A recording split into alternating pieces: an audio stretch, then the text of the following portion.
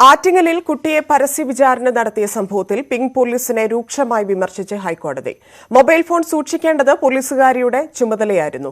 കരയുന്ന കുട്ടിയെ ആശ്വസിപ്പിക്കാൻ പോലും പോലീസുകാരി തയ്യാറായില്ല. പെൺകുട്ടികളെയും മറ്റും ആത്മഹത്യയിലേക്ക് നയിക്കുന്നത് ഇത്തരം സംഭവങ്ങളാണെന്നും കോടതി പറഞ്ഞു.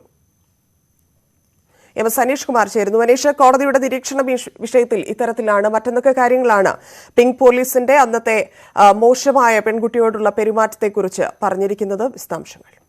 ധന്യ, ആറ്റിങ്ങലിൽ പെൺകുട്ടിയെ പരസ്യ വിചാരണ നടത്തിയ സംഭവത്തിൽ കുറ്റക്കാരിയായ ഉദ്യോഗസ്ഥർക്കെതിരെ കൂടുതൽ ശക്തമായ നടപടി എടുക്കണമെന്നാവശ്യപ്പെട്ട് പെൺകുട്ടിയാണ് കോടതിയെ സമീപിച്ചത്. ഈ കാര്യവുമായി ബന്ധപ്പെട്ട് ഇന്നും കോടതി കേസ് പരിഗണിച്ചപ്പോൾ ഈ ഉദ്യോഗസ്ഥയെ വളരെ വലുതായി തന്നെ വിമർശിച്ചു. ഒപ്പം കുട്ടിയെ പരസ്യ വിചാരണ നടത്തുന്ന വീഡിയോ ദൃശ്യങ്ങൾ കാണണമെന്ന് പറഞ്ഞ കോടതി ഈ ദൃശ്യങ്ങൾ കാണുകയും ചെയ്തു.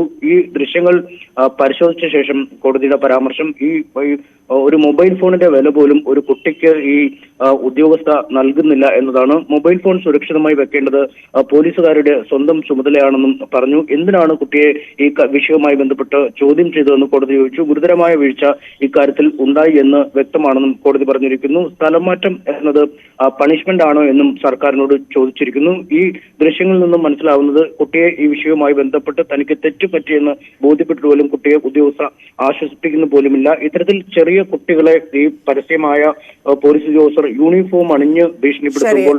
അനീഷ, നന്ദി വിവരങ്ങൾക്ക്.